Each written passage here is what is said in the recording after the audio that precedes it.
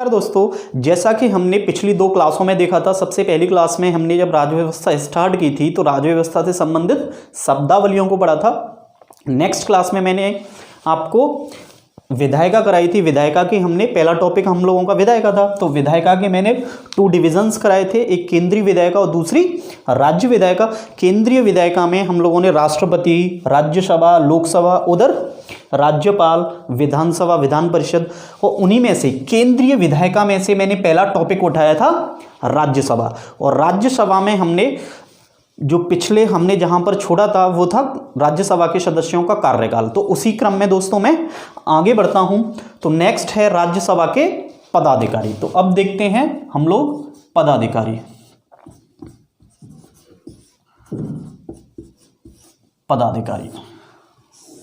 तो देखिए, इसके जो पदाधिकारी होते हैं राज्यसभा के, वो मेनली तो 2 से ज़्यादा होते हैं, बट अभी मैं बता देता हूं। राज्यसभा के जो पदाधिकारी हैं, क्लासेस में 2 पदाधिकारी ही कराए जाते हैं, किंतु राज्यसभा के 3 पदाधिकारी होते हैं। तो राज्यसभा के जो पदाधिकारी हैं, एक हैं राज्यसभा के सभापति,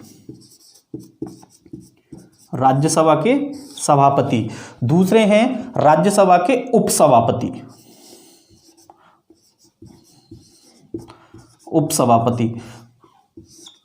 और तीसरे व्यक्ति हैं पदाधिकारी में महासचिव।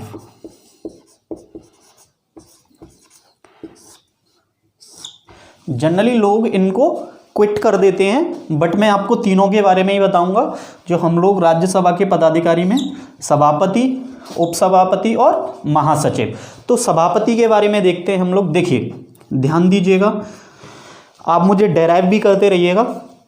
सभापति, देखिए संविधान के 89 में उल्लेख ये है कि जो भारत का उपराष्ट्रपति, कोई भी व्यक्ति उपराष्ट्रपति होगा, उपराष्ट्रपति होने के साथ साथ वो क्या होगा, राज्यसभा का सभापति होगा। यानी कि ऐसे मान लीजिए, जैसे मान लीजिए आपने एक टी शर्ट खरीदी, जैसे ही आप एक टी शर्ट खरीदते हैं मान लीजिए किसी मॉल से, तो उसके साथ आपको एक टी शर्ट फ्री भी मिलती है। सेम इसी प्रकार है, जैसे ही कोई व्यक्ति यहाँ पर उपराष्ट्रपति बनेगा, भारत में उपराष्ट्रपति बनेगा, उपराष्ट्रपति बनते ही वो राज्यसभा का सभापति भी होगा। तो ध्यान रखना है, उपराष्ट्रपति ही राज्यसभा का पदेन सभापति होता है। तो क्या लिखा हुआ है, तो राष्ट्रपति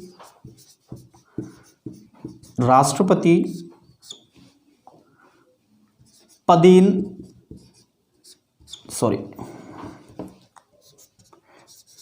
उपराष्ट्रपति पदेन सभापति।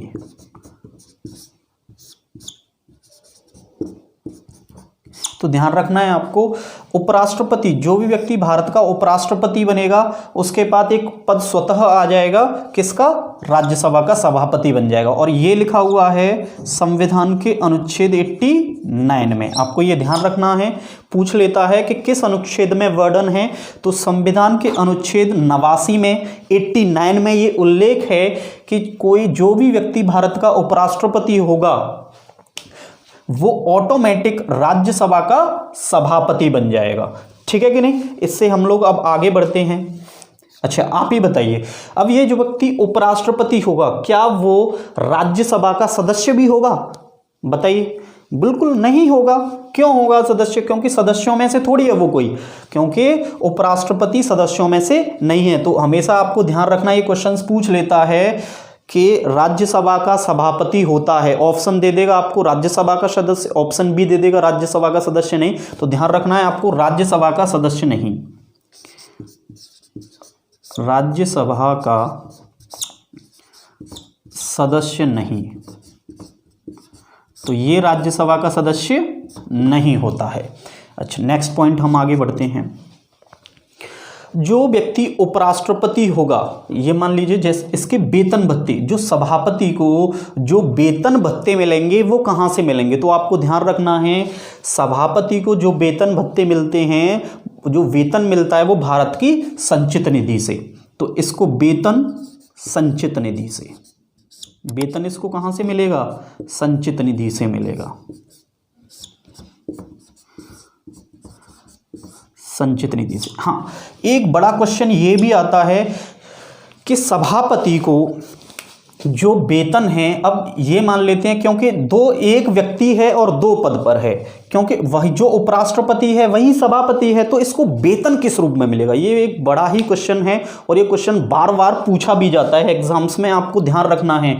क्योंकि भारतीय संविधान में क्या है, देखो मेन पद है जो हमें पता है, भारत का संवैधानिक अध्यक्ष है वो है राष्ट्रपति। राष्ट्रपति के बाद जो वरीयता क्रम में, पद सोपान क्रम में जिन व्यक्ति का दूसरा नंबर आता है वो है उपराष्ट्रपति।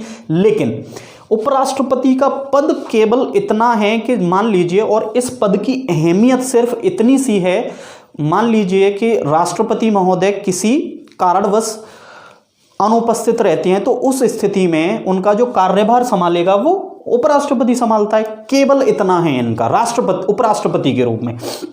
तो संविधान बनाने वालों ने शायद ये सोचा होगा, क्योंकि इनके पास और कोई जिम्मेदारी ही नहीं थी, यही कारण था, तो इनको एक जो उपराष्ट्रपति महोदय को जिस पद का भार सौंपा गया, जिस पद की जिम्मेदारी सौंपी गई वो था सभापति का पद। इसीलिए ध्यान रखना है, इनको उपराष्ट्रपति के रूप में कोई वेतन नहीं मिलता है।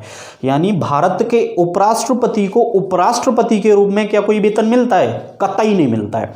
किसके रूप में मिलता है? सभापति के रूप में। तो इनको वेतन ध्यान रखना है किस रूप में? संचित निधि से। और किस रूप में? सभापति के रूप में। सभापति के रूप में ध्यान रखना है, ठीक है कि नहीं। अच्छा, अब आता है आखिरकार सभापति महोदय का कार्यकाल कितना होता है, ड्यूरेशन कितना होता है? तो 6 वर्ष होता है। ध्यान रखना है आपको, इनका जो कार्यकाल होता है सभापति महोदय का वो 6 वर्ष होता है, ठीक है कि नहीं। अब इससे मैं आगे बढ़ता हूँ, तो इनका जो कार्यकाल मैं लिख भी देता हूँ, जो कार्यकाल होगा, कार्यकाल वो 6 वर्ष होगा, 6 वर्ष होगा। नेक्स्ट मैं आगे बढ़ता हूं। मान लीजिए कि जो हम लोगों के सभापति महोदय हैं, इनको अपना त्यागपत्र देना हो, इनको अपने पद से हटना हो। मान लीजिए सभापति महोदय हैं, ये अपने पद से खुद ही हटना चाहती हैं, इन्हें पद पसंद नहीं है कि मुझे पसंद नहीं है सभापति या मुझे उपराष्ट्रपति का पद। तो आपको पता है ये बेसिकली सभापति महोदय ही कौन है? उपराष्ट्रपति। तो ये अपना त्यागपत्र किसको देंगे? ध्यान रखना है, राष्ट्रपति महोदय को। तो ये जो अपना त्यागपत्र देते हैं, तो ये अपना, इनको पद रिक्त करना है। मान लीजिए पद रिक्त की स्थिति में इनको पद रिक्त करना है, तो त्यागपत्र किसको देंगे? ये त्यागपत्र देंगे अपना राष्ट्रपति को। अब डायग्राम भी सेम बनाइएगा, राष्ट्रपति को। तो अपना ये त्यागपत्र किसको देंगे? राष्ट्रपति को। नेक्स्ट में आगे बढ़ता हूं। जो हमारे सभापति महोदय हैं, मान लीजिए ये तो इनका मन था पद से हटने का, अब हमें ही इनको इनके पद से हटाना हो तो क्या किया जाएगा? तो ध्यान रखना है, इनको इनके पद से हटाना हो तो इसके लिए राज्यसभा में एक संकल्प पारित करना होगा समस्त सदस्यों के बहुमत से। जैसे ही राज्यसभा के सदस्य संकल्प पारित करेंगे, ये अपने पद से हट जाएंगे। किंतु इसके लिए शर्त ये भी है कि इन्हें 14 दिन पहले कम से कम सूचित करना पड़ेगा। तो ध्यान रखना है, इनको पद से कैसे हटाया जा सकता है? राज्यसभा के, तो नेक्स्ट पॉइंट में यहां जिक्र कर देता हूं। ध्यान रखना है, सभापति का ही नेक्स्ट पॉइंट है ये। तो इनको इनके पद से कैसे हटाया जा सकता है? तो इनको इनके पद से राज्यसभा के समस्त सदस्यों के द्वारा संकल्प पारित करके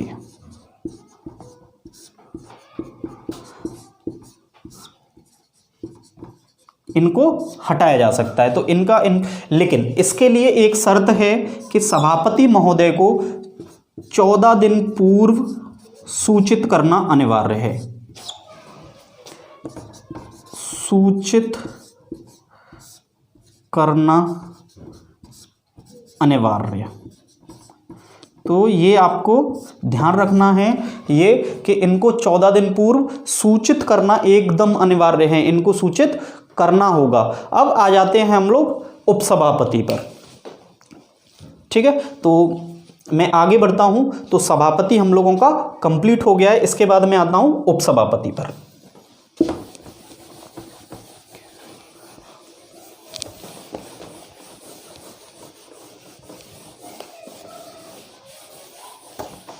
देखिए, तो उपसभापति महोदय यहाँ देख लेते हैं, तो उपसभापति कौन होगा? अच्छा आप ही बताइए। उपसभापति सदस्य, जो उपसभापति होगा हमें पता है, तो उपसभापति जो व्यक्ति बनता है उसका डिसाइड जो करता है, उसके निर्णय जो करता है वो राज्यसभा के सारे सदस्य मिलके ये डिसाइड करते हैं। जिस प्रकार एक क्लास में मान लीजिए मॉनिटर का चुनाव होना है, तो ठीक जिस प्रकार मॉनिटर को क्लास के सारे सदस्य आपसी बहुमत से चुन लेते हैं कि ये फलां फलां व्यक्ति क्लास का मॉनिटर होगा, ठीक उसी प्रकार राज्यसभा के सारे सदस्य आपसी सहमति से किसको चुनते हैं? उपसभापति को। तो राज्यसभा के सदस्य आपसी सहमति से उपसभापति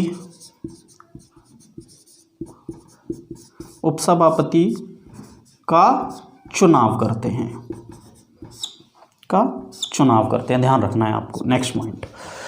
अच्छा आप ही मुझे बताइए, क्या क्योंकि इनको जब सदस्यों में से ही चुना गया है आपसी सारे सदस्य राज्यसभा के, तो ये क्या राज्यसभा के सदस्य होंगे या नहीं होंगे? तो बिल्कुल होंगे, ध्यान रखना है, ये राज्यसभा के सदस्य होंगे। तो राज्यसभा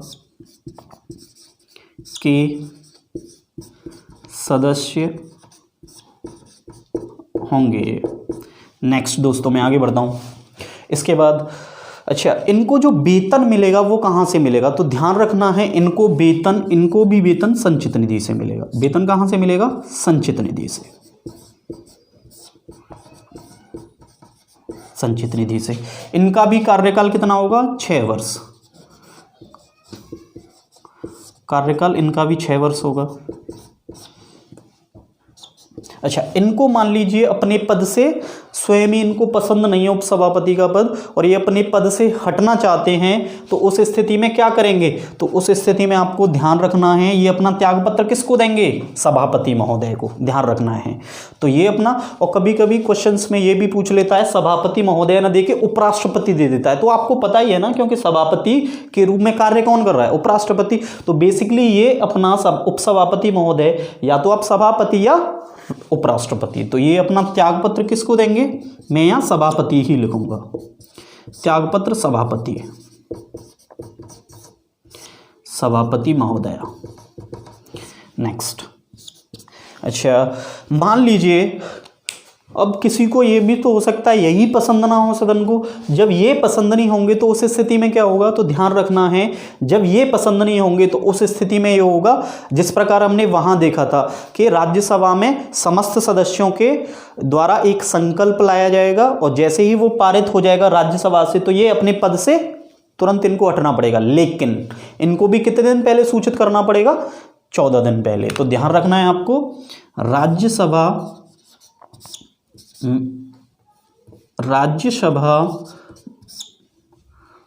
में संकल्प के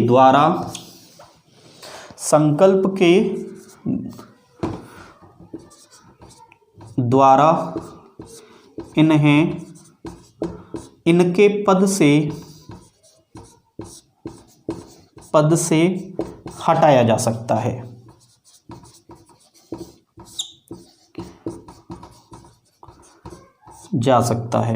तो इनको इनके पद से, लेकिन ध्यान रखना है उसके लिए एक शर्त ये है, इन्हें 14 दिन पूर्व सूचित करना अनिवार्य है। सूचित करना अनिवार्य। तो इनको 14 दिन पूर्व सूचित करना अनिवार्य है। आपको ध्यान रखना है कि इनको आखिरकार ये 14 दिन पूर्व सूचना, आप देखो किसी भी व्यक्ति को उसके पद से हमें अपदस्थ करना है और हमें पता है पद भी बड़ा गरिमापूर्ण है, तो ध्यान रखना है कम से कम ये व्यक्ति अपना पक्ष रख सके, इसीलिए इनको छूट दी गई है कि कम से कम 14 दिन पूर्व इनको सूचित कर दिया जाए, जिससे अपना ये कम से कम डिफेंस कर सकें कि मुझे किस स्थिति में इनके पद से हटाया जा रहा है, गलत तो नहीं हटाया जा रहा। ये सारी चीज़ें इसीलिए डाली गई हैं। अब मैं नेक्स्ट दोस्तों आगे बढ़ता हूं, हम आते हैं महासचिव पर।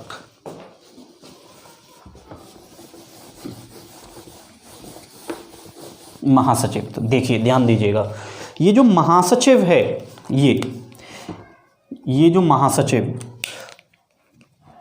करता क्या है, देखिए होगा क्या, ये महासचिव है वो राज्यसभा के जो प्रशासनिक कार्य होते हैं कहीं ना कहीं उनकी जिम्मेदारियों का निर्वहन करता है। प्रशासनिक कार्य का मतलब ये है कि मान लीजिए कब शून्यकाल होगा, कब कौन सा काल होगा, किस काल में क्या करेगा, स्थगन प्रस्ताव आएगा तो क्या होगा, स्थितियां, ये सारी चीजें होंगी, किन किन चीजों को कब कब वितरित किया जाएगा, इन सब का ख्याल कम से कम, या इन सब के कार्यों को जो निभाता है वो कौन है, महासचिव है। तो बेसिकली ये एक प्रशासनिक अधिकारी होता है, ध्यान रखना है। महासचिव कौन होता है, प्रशासनिक अधिकारी। जो भी व्यक्ति प्रशासनिक अधिकारी, ये एक कोई प्रशासनिक अधिकारी होगा, और इसकी जो नियुक्ति करता है, इसकी जो नियुक्ति करेगा, तो हमें पता ही है इसकी जो नियुक्ति करेगा कौन करेगा, कहीं ना कहीं सभापति। तो ध्यान रखना है महासचिव की नियुक्ति किसके द्वारा होती है, सभापति।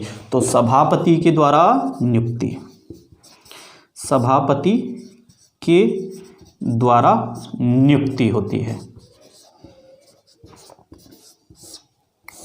ठीक है दोस्तों, तो यहां से क्वेश्चंस बनाए जा सकते हैं, और मैं अब इसके बाद में आगे बढ़ता हूं। अब पदाधिकारी के बाद बढ़ते हैं हम लोग राज्यसभा की शक्तियां। तो देखते हैं राज्यसभा की शक्तियां क्या हैं।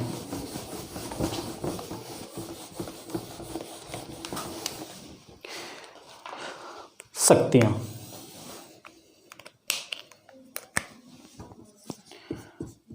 राज्यसभा की शक्तियां। तो देखिए ध्यान दीजिएगा, बस हम अंत की ओर चल रहे हैं, राज्यसभा कंप्लीट होने वाला है आपका। देखिए मैं इनको कुछ डिवाइड्स कर लेता हूं कुछ पार्ट्स में। जैसे राज्यसभा की शक्तियों का एक पार्ट हम देख लेते हैं, विधायी शक्तियां। ठीक है कि नहीं, कौन सी शक्तियां, विधायी शक्ति। और दूसरा देख लेते हैं हम लोग कहीं ना कहीं विशेष शक्तियां, विशेष शक्तियां। और कुछ देख लेते हैं अन्य में, हम देख लेंगे राज्यसभा की क्या कुछ अन्य शक्तियां भी हो सकती हैं, तो हम अन्य भी देख लेंगे। अब हम देख लेते हैं विधायी शक्ति।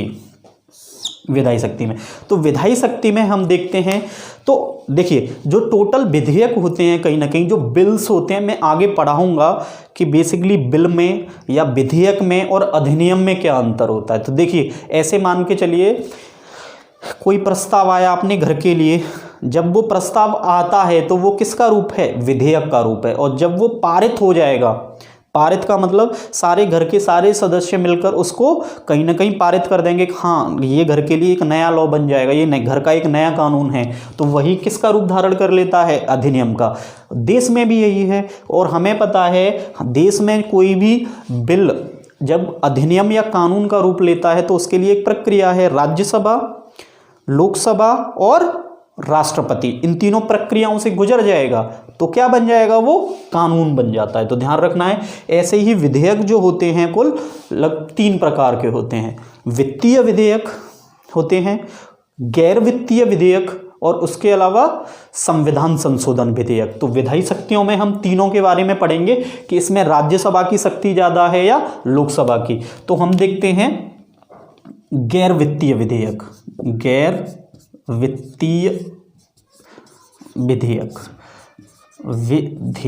मैं बड़ा ही सिंपल कराऊंगा एकदम, और आप कभी नहीं भूलेंगे अब के बाद। तो गैर वित्तीय विधेयकों का तात्पर्य है, गैर वित्त का मतलब क्या हो गया, धन, यानी ऐसे विधेयक जो धन से संबंधित नहीं है, वो सारे विधेयक गैर वित्तीय। जैसे हम मान सकते हैं एग्रीकल्चर जो बिल है वो कौन सा है, गैर वित्तीय विधेयक है। जो नॉर्मल जितने भी बिल आते हैं वो सब कौन से हैं, गैर वित्तीय विधेयक होते हैं। तो गैर वित्तीय विधेयकों के संदर्भ में शक्ति राज्यसभा की ज़्यादा है या लोकसभा की।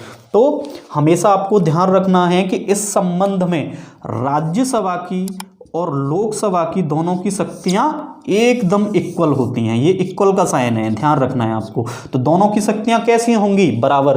तो हमेशा आपसे कभी भी पूछा जाए कि गैर वित्तीय विधेयकों के संदर्भ में राज्यसभा में निम्न में से किसकी शक्तियां ज्यादा होती हैं? ऑप्शन दे दे, option A Lok Sabha, option B Rajya Sabha, और इस प्रकार आपको ऑप्शन दे दे तो ऑप्शन क्या लगाओगे आप सही आंसर? तो ध्यान रखना है उसका एकदम बिल्कुल सही आंसर क्या होगा? दोनों की शक्तियां कैसी होंगी? बराबर होंगी। ध्यान रखना है किसी की शक्ति अधिक नहीं है, दोनों की शक्तियां एकदम बराबर हैं। तो ये पॉइंट आपको हमेशा ध्यान रखना है, Rajya Sabha is equal to Lok Sabha, दोनों की शक्तियां एकदम बराबर होंगी। अब नेक्स्ट बढ़ते हैं, अब बढ़ते हैं हम लोग वित्तीय विधेयकों के संदर्भ। वित्तीय विधेयक का मतलब मैं मान के चलता हूं धन विधेयक। अभी मैं बताऊंगा, देखिए धन विधेयक और वित्तीय विधेयकों में अंतर होता है, थोड़ा सा डिफरेंस है, वो मैं आगे जब विधेयक कराऊंगा तब बताऊंगा। हम बड़े स्टेप बाय स्टेप चल रहे हैं तो ध्यान रखना है। इसके बाद हम देख लेते हैं धन विधेयक के संदर्भ में क्या है शक्ति। धन विधेयक, धन विधेयक अभी के लिए आप यही मान के चलिए, मैं इसका ऐसे भी मान सकते हैं वित्तीय विधेयक, आप यही मान के चलिए। तो धन विधेयक के संदर्भ में कोई भी बिल होगा, जैसे अभी बजट प्रस्तुत किया गया है, ये बेसिकली कौन सा बिल है? बजट है, क्योंकि पैसे से संबंधित है, तो बेसिक कौन सा बिल है? ये धन विधेयक है कहीं ना कहीं, ठीक है। तो ध्यान रखना है ऐसा कोई भी विधेयक जो कहीं ना कहीं पैसे से संबंधित है वो सब क्या है? धन विधेयक होता है। तो धन विधेयक के संदर्भ में किसकी शक्ति ज्यादा है? तो आपको हमेशा ध्यान रखना है धन विधेयक के संदर्भ में हमेशा लोकसभा ज्यादा शक्तिशाली होती है, राज्यसभा कम होती है। तो लोकसभा हमेशा क्या ज्यादा होगी? ज्यादा शक्तिशाली, ये ग्रेटर देन का साइन, ठीक है। और राज्यसभा की शक्ति कहीं ना कहीं कम होती है। तो आप कहीं ना कहीं इसको आप RS, रणवीर सिंह नहीं है ये, आप LS समझो, राज्यसभा, और LS लोकसभा, इस ठीक है कि नहीं।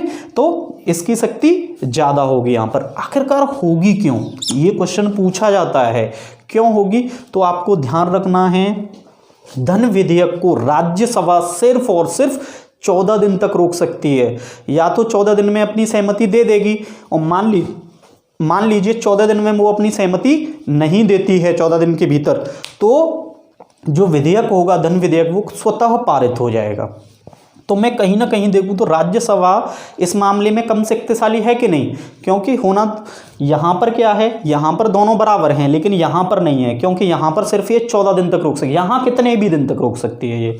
तो ध्यान रखना है, एक तो कारण ये है। दूसरा कारण ये है कि धन विधेयक सबसे पहले कहाँ प्रस्तुत होते हैं? लोकसभा में, राज्यसभा में नहीं आते। तो एक कारण ये है, तो पहला कारण ये कि धन विधेयक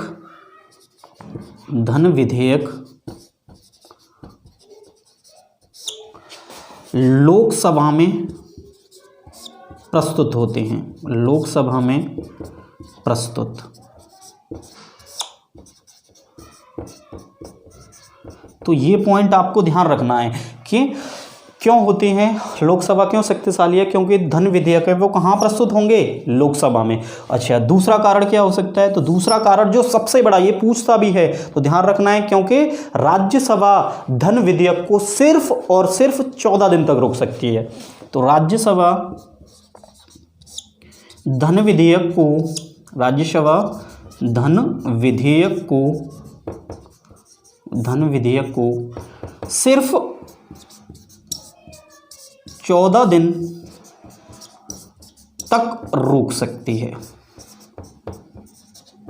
14 दिन, ध्यान रखना, ये अंडरलाइन, 14 दिन तक रोक सकती है। यही कारण है कि धन विधेयकों के संदर्भ में हमेशा शक्तिशाली कौन होगी? लोकसभा या राज्यसभा?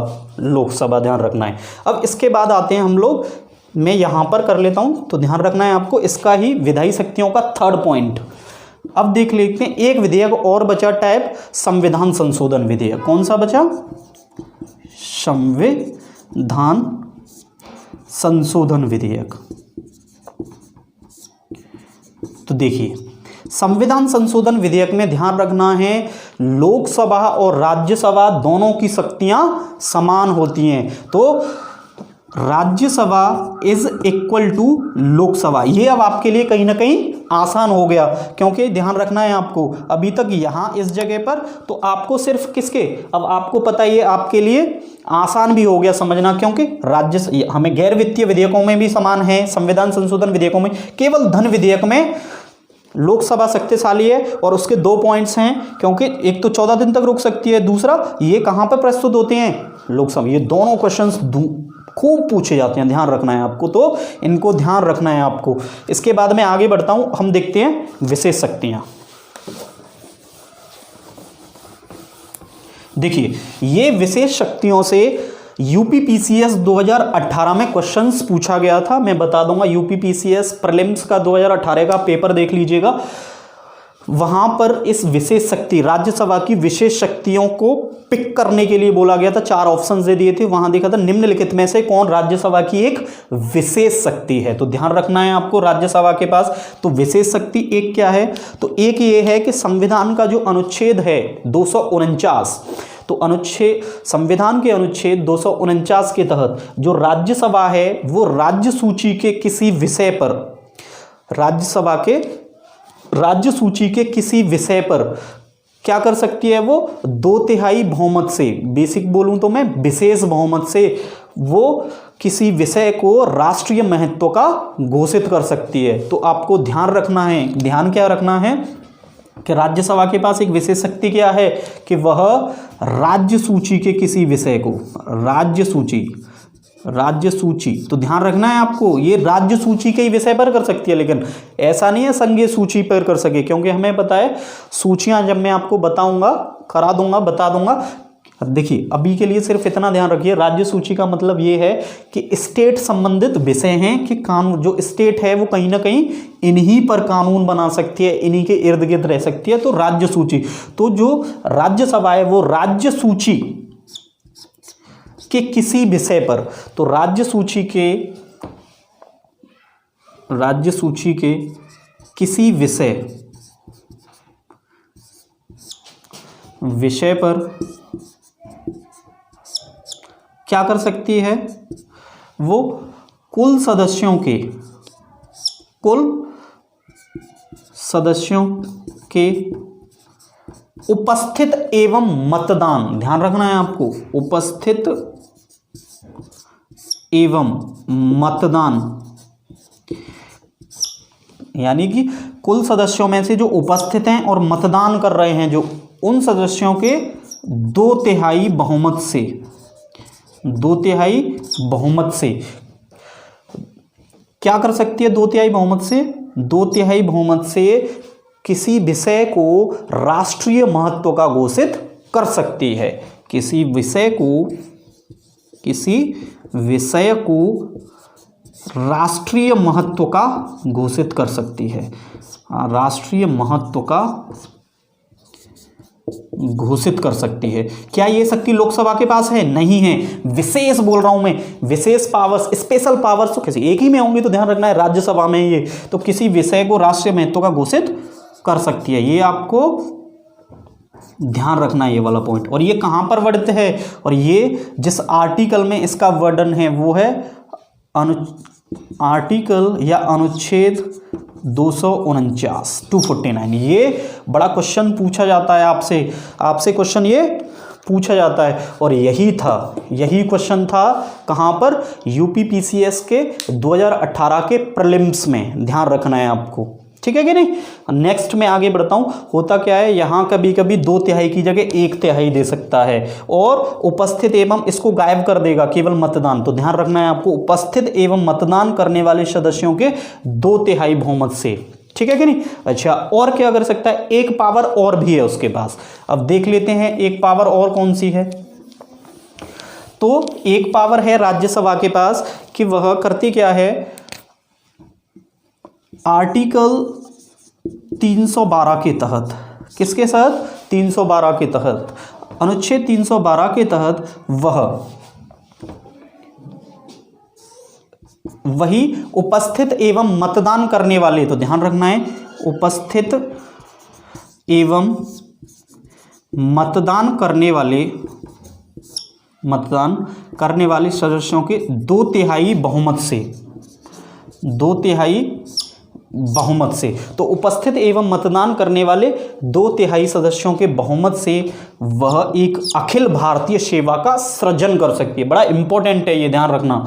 तो आपके पेपर में लीक है, ये मान लीजिएगा, डबल स्टार मार्क कर रहा हूं मैं यहाँ पे, ये क्वेश्चन खूब आता है, ठीक है, वो भी क्वेश्चन आता है, ये भी आता है। तो क्या कर सकती है, एक अखिल भारतीय सेवा का अखिल भारतीय सेवा का सृजन कर सकती है, सृजन कर सकती है, कर सकती है। तो ध्यान रखना है वो अखिल भारतीय सेवाएं। तो अखिल भारतीय सेवाएं होती कौन सी हैं, बेसिकली ध्यान रखना है, आईएएस है, आईपीएस है, ये कौन सी सेवाएं हैं, अखिल भारतीय सेवाएं हैं। तो ऐसी ही सेवाओं को वो क्या कर सकती है, उनका सृजन कर सकती है अनुच्छेद 312 के तहत, लेकिन उपस्थित एवं मतदान करने वाले 2/3 सदस्यों के बहुमत से वो करेगी ऐसा, ठीक है कि नहीं। अब आते हैं हम लोग देख लेते हैं कुछ अन्य शक्तियों पर, तो ध्यान दीजिएगा। देखिए अब हम देख लेते हैं अन्य शक्तियां। तो अन्य शक्तियों में हम देखते हैं पहला पॉइंट क्या हो सकता है। अच्छा आप ही बताइए, राज्यसभा के सदस्य और अपनी कहाँ भूमिका निभाते हैं। तो आपको एक पॉइंट बहुत ध्यान रखना है। देखिए मान लीजिए नेशनल इमरजेंसी लगी, राष्ट्रीय आपातकाल, जैसे ही नेशनल इमरजेंसी लगेगा, ठीक है कि नहीं, राष्ट्रीय आपातकाल लगेगा, तो ध्यान रखना है, हमें पता है राष्ट्रीय आपातकाल अनुच्छेद 352 के तहत लगा जाता है। तो राष्ट्रीय आपातकाल शुरुआत में जो लगेगा वो 30 दिन के लिए या 1 माह के लिए उसकी अवधि होगी, लेकिन जब उसको अब इसके बाद इसकी अवधि हमें बढ़ानी होगी तो उसके लिए जरूरी है कि राज्यसभा और लोकसभा दोनों सदनों से उसकी स्वीकृति मिले।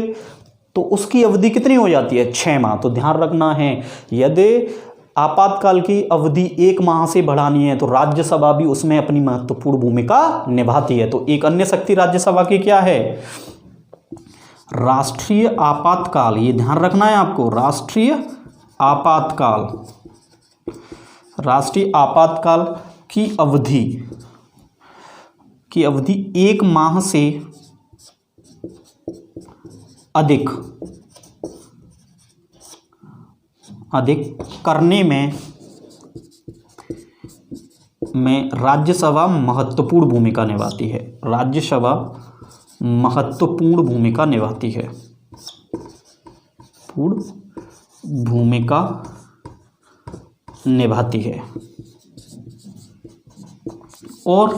और कहाँ महत्वपूर्ण भूमिका। तो आपको एक और ध्यान रखना है, अभी जस्ट हमने पढ़ा था आपको ध्यान होगा कि सभापति इनको कैसे हटाया जाएगा, उपराष्ट्रपति को। तो एक भूमिका निभाती है ये कि उपराष्ट्रपति को उसके पद से या सभापति को उसके पद से हटाना है, तो संकल्प कहाँ लाया जाता है, राज्यसभा में।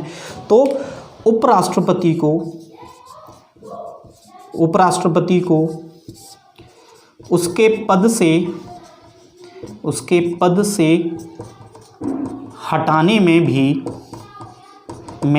भी महत्वपूर्ण भूमिका निभाती है। ध्यान रखना है, महत्वपूर्ण भूमिका निभाती है।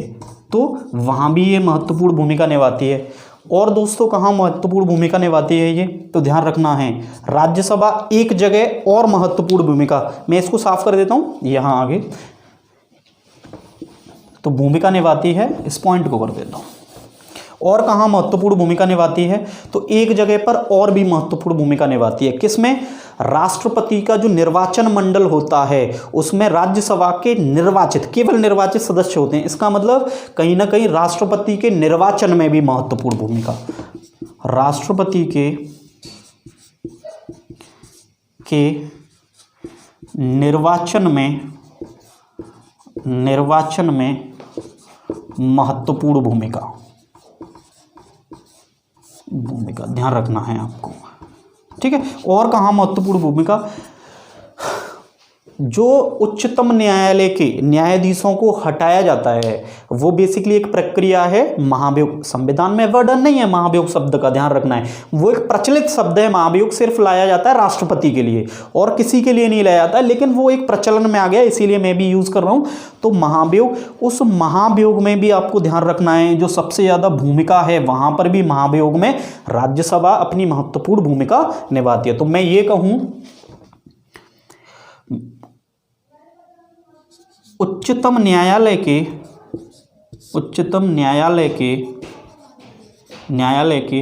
न्यायाधीशों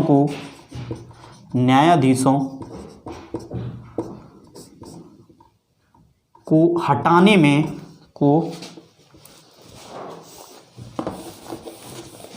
न्यायाधीशों को हटाने में भी राज्यसभा महत्वपूर्ण भूमिका निभाती है। महत्वपूर्ण भूमिका निभाती है। ठीक है दोस्तों, देखिए आज हम लोगों का जो टॉपिक है राज्यसभा हो गया समाप्त। अब इसके बाद मैं चर्चा के तौर पे स्टार्ट करता हूं, ध्यान रखना है मैं टॉपिक इससे सिर्फ स्टार्ट कर रहा हूं, ध्यान, इससे आगे डिस्कशन हम लोग कल करेंगे, लेकिन मैं फिर भी टॉपिक स्टार्ट कर देता हूं। तो नेक्स्ट है राज्यसभा, हम लोगों का समाप्त हो चुका है, इसको आप बार बार दोहराइए बस, ठीक है कि नहीं, चीज़ों को याद करने का प्रयास मत करिए, आप चीज़ों को बार बार दोहराइए। इसके बाद हम लोगों का केंद्रीय विधायिका का एक टॉपिक समाप्त हो गया, राज्यसभा, राष्ट्रपति, राज्यसभा, लोकसभा था, तो राज्यसभा कंप्लीट, इसके बाद लोकसभा। तो हम लोग पढ़ने वाले हैं अब जो नेक्स्ट होगा हम लोगों का लोकसभा। तो देखिए लोकसभा के बारे में देखें हम लोग, तो ये जो लोकसभा है इसे कहीं ना कहीं देखिए लोकसभा को एक लोकप्रिय नाम से डी ग्रुप में ये पूछ भी जाता है, ये क्वेश्चन खूब पूछा जाता है ये डी ग्रुप में कि लोकसभा निम्नलिखित में से कौन सा सदन उच्च सदन है या निम्न सदन है। राज्यसभा मैंने बताया था आपको कौन सा सदन है, उच्च सदन, तो लोकसभा कौन सा सदन है, तो ध्यान रखना है लोकसभा है निम्न सदन। कौन सा सदन है, निम्न सदन, इसे निम्न सदन के नाम से भी जाना जाता है। कौन से सदन को, लोकसभा को। दूसरा पॉइंट ये है, हमने पढ़ा था राज्यसभा, राज्यसभा का जिक्र बताइए किस आर्टिकल में है, तो आर्टिकल 80 में है, हमने पढ़ा था। तो लोकसभा का किस आर्टिकल में जिक्र है, तो ध्यान रखना है आर्टिकल 81, अनुच्छेद 81 में लोकसभा का वर्णन है। नेक्स्ट आते हैं हम लोग, आगे बढ़ते हैं। देखिए इस लोकसभा को ही एक और नाम से जाना जाता है, लोकप्रिय सदन के नाम से। मैं आपको समझा भी देता हूं किसके नाम से जाना जाता है, लोकप्रिय सदन। कौन सा सदन है ये, लोकप्रिय सदन। ऐसा है क्यों, क्योंकि कहीं ना कहीं भारतीय संसदीय व्यवस्था में जो सबसे महत्वपूर्ण जो सदन भूमिका निभाता है वो कौन सा सदन है, लोकसभा। क्योंकि आपको ध्यान रखना है ज़्यादातर जो प्रधानमंत्री बनते हैं किस सदन से बनते हैं, लोकसभा से, क्योंकि लोकसभा के सदस्यों का चुनाव होता है भारत में, प्रधानमंत्री का कोई चुनाव नहीं होता है, लोकसभा के सदस्यों का चुनाव होता है। और लोकसभा में जो सदस्य पूर्ण बहुमत जिसने पाया होता है वही पूर्ण बहुमत पाने वाला जो दल है वो एक अपने किसी नेता को चुनते हैं, वो नेता क्या कहलाता है, प्रधानमंत्री। लेकिन ये सब कुछ हो कहां से रहा है, किस दल से, लोकसभा से, इसीलिए लोकसभा को लोकप्रिय सदन के नाम से भी जाना जाता है, ठीक है कि नहीं। तो ये सारी चीजें, तो लोकसभा की बड़ी ही महत्वपूर्ण भूमिका है। हाँ ऐसा हो सकता है कि प्राय तो ऐसा होता है कि प्रधानमंत्री ज़्यादातर स्थितियों में लोकसभा का सदस्य होगा, लेकिन राज्यसभा का यदि कोई मेंबर है, सदस्य है, तो भी प्रधानमंत्री बन सकता है। ऐसे रहे हैं मनमोहन सिंह राज्यसभा के सदस्य थे, वो प्रधानमंत्री रहे। इंदिरा गांधी जी राज्यसभा की सदस्य थी, इवन देन वो प्रधानमंत्री रही। तो ऐसी कोई बाध्यता नहीं है, लेकिन आजकल जो प्रचलन में है या हमेशा से जो रहा है कि लोकसभा का ही लगभग सदस्य होता है जो प्रधानमंत्री होता है, ये प्रचलन में है कहीं ना कहीं, ध्यान रखना है। इसीलिए लोकसभा एक बड़ा ही महत्वपूर्ण सदन है और आपको बड़े ही ध्यान से पढ़ना है इसको। तो ध्यान रखना है इसको किस सदन के नाम से जाना जाता है, एक तो लोकप्रिय सदन के नाम से, दूसरा निम्न सदन के नाम से भी जाना जाता है। इसका जिक्र किस आर्टिकल में, आर्टिकल 81 में। और इसके बाद हम लोग आगे बढ़ते हैं, इसकी जो अधिकतम संख्या है, अधिकतम संख्या, दोस्तों ध्यान रखना है लोकसभा की जो अधिकतम संख्या है वो है 552, ध्यान रखना है इसकी जो अधिकतम संख्या है 552 है, ठीक है, इतना ध्यान रखना है। और इससे आगे दोस्तों में डिवीज़न हम लोग करेंगे नेक्स्ट क्लास में, तो ध्यान रखना है आपको। हम लोग लोकसभा मैंने स्टार्टिंग करा दी है और इससे आगे हम नेक्स्ट क्लास में डिस्कस करने वाले हैं। बाकी इस चैनल को देखिए दोस्तों, इसका लाभ अन्य बच्चों तक भी पहुँचे तो आप कम से कम चीज़ों को शेयर करें, सब्सक्राइब करें। और बाकी ठीक है, नमस्कार।